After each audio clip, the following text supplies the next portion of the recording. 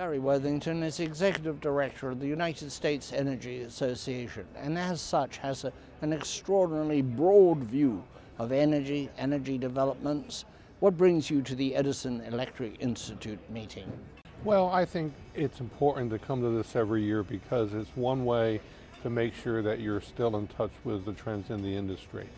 The industry is changing rather quickly, and from one year to the next, it's kind of remarkable how you see trends shifting around. In one funny sort of way of looking at it, I almost hope I don't learn anything new, because that means I'm missing something. And coming here and making certain that I'm current with everything that's going on in the industry is very, very valuable. Change is in the wind, change for everything. You and I have seen phenomenal changes in the supply of gas, the supply of oil, the fortunes of coal, and now the electric utility industry is convulsed almost by change. Well, and no one knows where we're going to end up, but there's a lot of new players, there's a lot of new people who want to get into the business that you would have even thought about 5 or 10 years ago. And it's hard to imagine how it's going to change over the next 5 or 10 years. It's very difficult to imagine that it won't be seriously impacted by the arrival of companies like Google and the great solar company, Solar City, headed by Elon Musk, the big battery guru. Well, that's true, but I will say it's a huge industry in the United States. Our power industry is gigantic, 1 million megawatts plus of generating capacity. And as much as change is in the air, it's still a bit like a big old ship that turns quite slowly just because of its size. What does this change that's taking place, we're not quite sure where it ends, but that is taking place, mean for the consumer?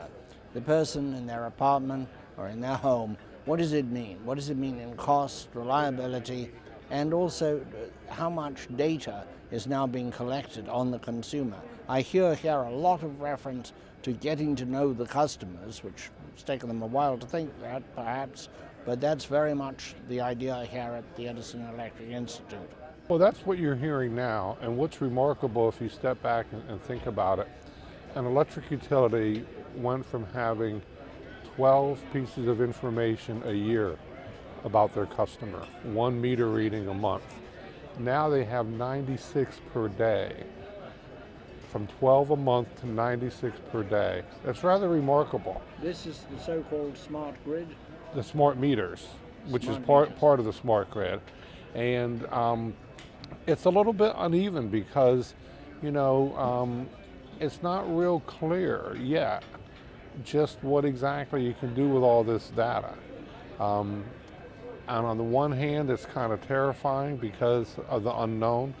On the other hand, it's exciting because it's dynamic and you're going to see significant changes going on.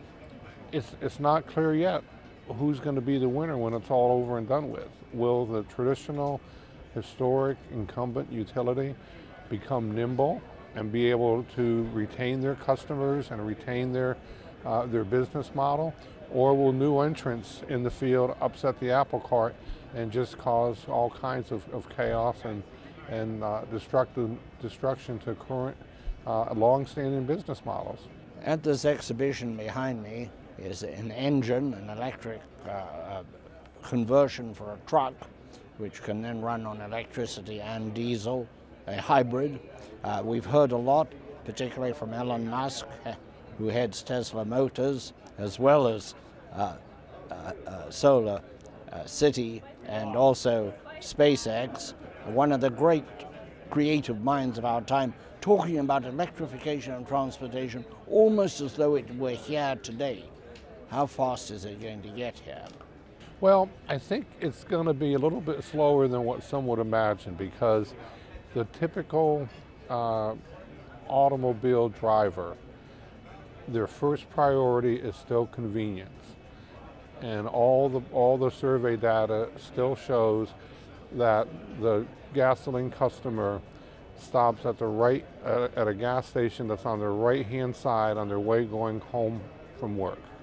They won't make a left turn to save a nickel on gasoline.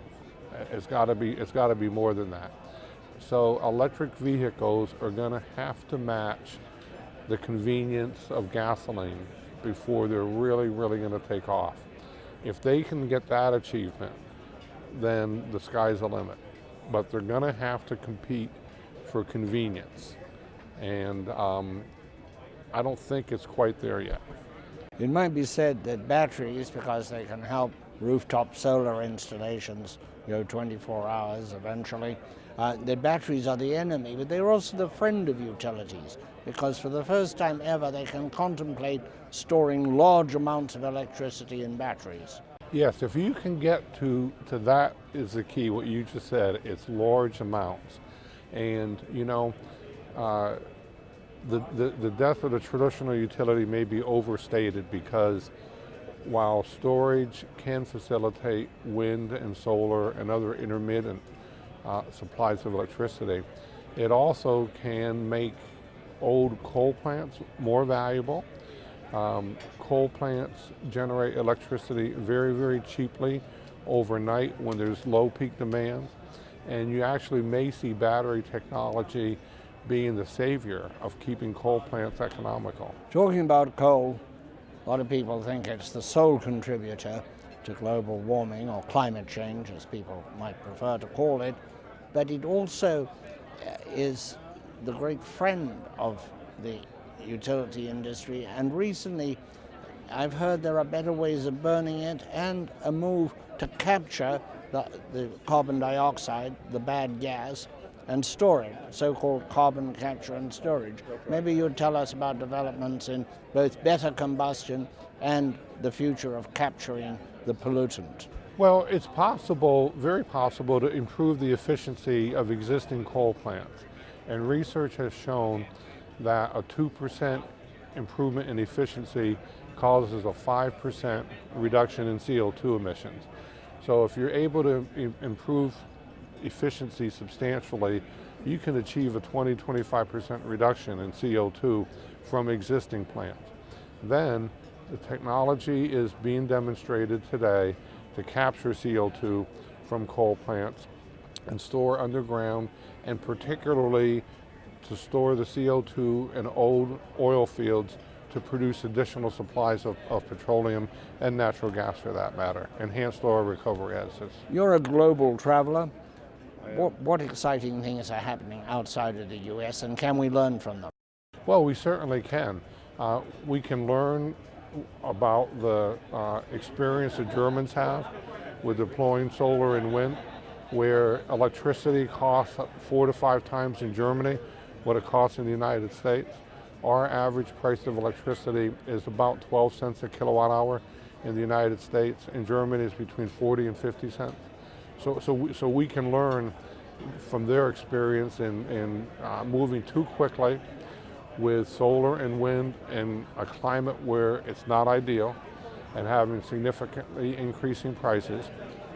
We can learn in Asia about deploying new nuclear plants.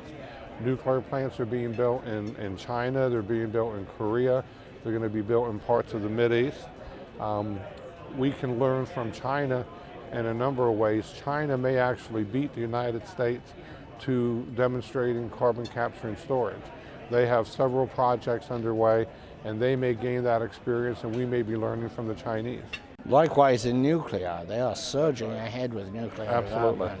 absolutely. Not much future here for nuclear at present. Well, the future for nuclear is going to be very difficult as long as our domestic supplies of natural gas are abundant and inexpensive. People think of the Fukushima accident as delaying the nuclear renaissance in the United States.